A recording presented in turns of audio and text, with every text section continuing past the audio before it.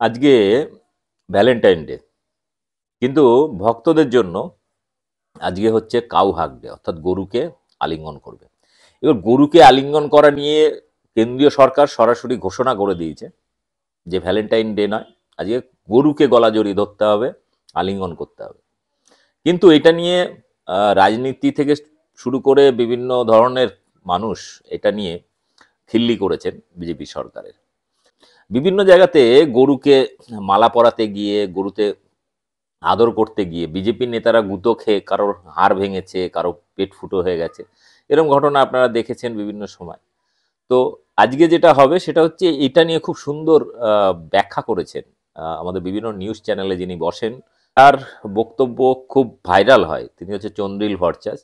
তো সম্প্রতি তাকে জিজ্ঞাসা করাতে তিনি এই কাউ হাগ ডে নিয়ে কি বলেছেন আপনাদের শোনাবো। হাসতে হাসতে পেট ব্যথা হবে ঠিকই, একই সাথে দেখাবো যে বিভিন্ন জায়গায় এই গরুকে এতদিন গৌমাতা বলা হতো, এখন প্রেমিকা হিসাবে গলা জড়িয়ে ধরতে হবে না মা হিসাবে, এটা নিয়ে একটা কনফিউশন মানে তৈরি হয়েছে। তা সত্ত্বেও বিভিন্ন জায়গায় বিজেপি নেতারা এটা পালন করতে গিয়ে কি দশা হয়েছে তাদের, সেটাও আপনাদের দেখাবো। এবং একই সাথে গরু এই অত্যাচারে অতিষ্ঠ হয়ে তারা কি করেছে দল বেঁধে, সেই ভিডিও আপনাদের দেখাবো। দেখুন ভিডিওটি এবং ব্যাপক শেয়ার করুন, এবং অবশ্যই আমার চ্যানেল বং নিউজ লাইভ সাবস্ক্রাইব করুন। প্রথম ঝামেলা হচ্ছে আজকালকার দিনে কনসেন্ট ছাড়া তো কাউকে আলিঙ্গন করা ঠিক যায় না। তা আমরা নয় জড়াতে যাচ্ছি, গরুর কি এই জড়াজড়িতে সম্মতি আছে? আমরা তো জানি যে গরু আমাদের মা। গরু কি জানে যে সে আমাদের মা? হয়তো জানে না।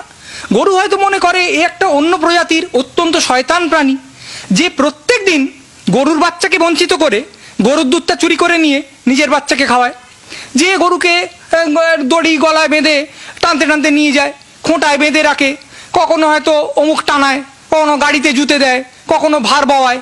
ফলে গরুর কাছে হয়তো আমরা সন্তান নই, গরুর কাছে আমরা হয়তো প্রভু বা অত্যাচারী। এবার সে যদি হঠাৎ দেখে হাই হাই করে অত্যাচারী যে প্রভু সে জোরে ছুটে আসছে, মাতাজি মাতাজি রবে তাকে জড়াতে আসছে, তখন সে হয়তো ঘাবড়ে যেতে পারে এবং আত্মরক্ষার্থেই সে হয়তো খোঁজ দিয়ে চাঁট মারতে পারে বা শিং দিয়ে গুঁতিয়ে দিতে পারে। এবার পেটে যে ফুটো হবে বা কপালে যে লেগে যাবে বা রক্তপাত হবে, তার স্টিচের দায় কে বহন করবে?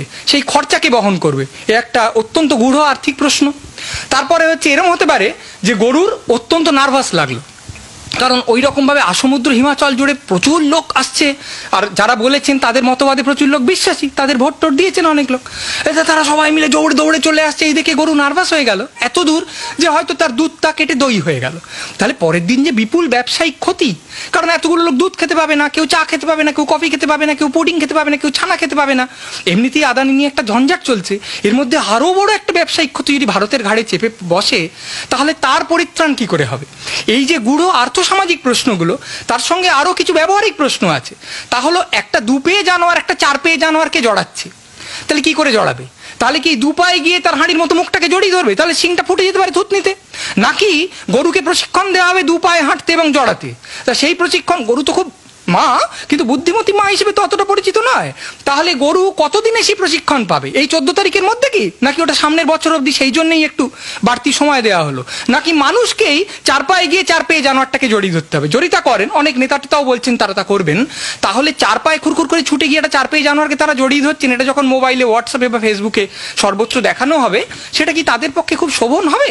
এই সমস্ত নন্দনতত্ত্ব, দর্শন, অর্থনীতি এবং সামাজিক যে ব্যাপার স্যাপার, এতগুলো গূঢ় প্রশ্ন আমাদের আগে মীমাংসা করতে হবে তার উত্তরগুলোকে। তারপর ভাবতে হবে যে ওই দিনটা গরু জড়াও দিবস হিসেবে ঘোষণা করা আদৌ উচিত হয়েছিল না হয়নি।